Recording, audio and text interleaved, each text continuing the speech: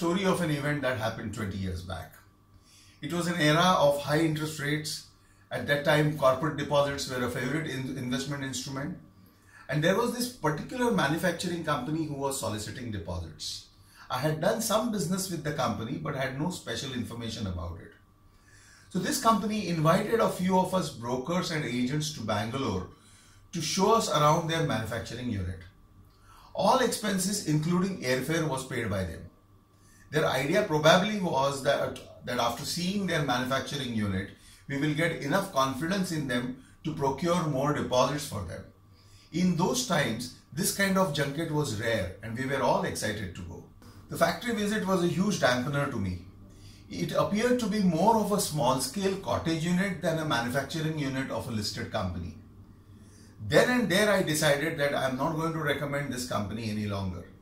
I also realized that a lot of other brokers too felt the same way. In the evening they wined and dined us. We were scheduled to return the next day. At breakfast, one of the very senior brokers amongst us said that their marketing manager was asking how much business each one of us was willing to commit to bring over for the next few months. What surprised me most was that this veteran broker was saying that they have spent so much money on us, we must make some decent commitment. He went on to say that he was going to bring an X amount of deposits and urged us to come up with our own figures. I am reasonably sure that he had no other vested interest other than his commission, of course, but felt indebted to the company for treating us to a 2-day junket. Later on, I realized that this was exactly what the company was hoping to do, to overwhelm us with their hospitality and morally bind us to procure more deposits for them. This was a classic case of reciprocity bias. In simple words, reciprocity bias is about doing something nice for the people and they will feel compelled back to do something nice for you. Lots of organizations are masters at this trick. Now, Diwali is approaching and you may receive a gift of a bunch of greeting cards made by the mentally or physically challenged inhabitants of a charitable institution. In the envelope, you will always find a form urging you to make donations to their cause.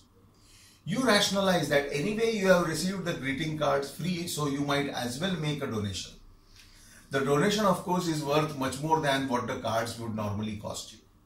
There are so many software vendors who entice you with their basic version, free versions, and when you slowly become dependent on it, spring a premium version on you, which you then find it difficult to avoid because you're used to the software and the premium version has additional features which are impossible to ignore.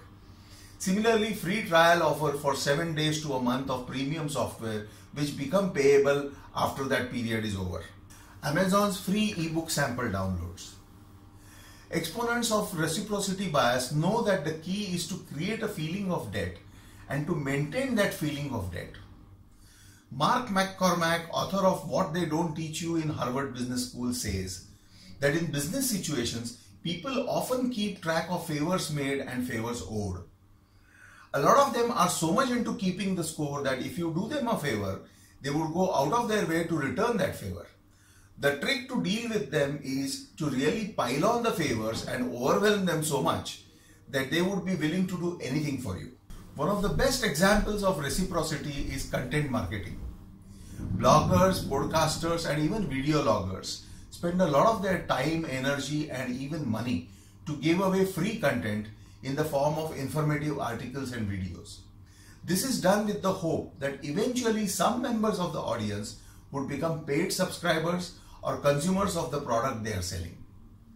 If I have made reciprocity sound like some kind of underhand psychological trick to get something out of you, then it is true, but only partially. In personal situations, a good deed done is a beautiful thing, especially because it is generally without any reciprocal expectation. Reciprocity comes into play in business situations more than in the personal ones.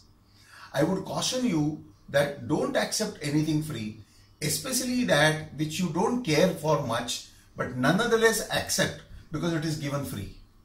Sooner or later, you will require to pay for it by this way or that. In business, it is said that there are no free lunches. I'm Yogin Sabnis. Do like, share and subscribe. Thank you for watching.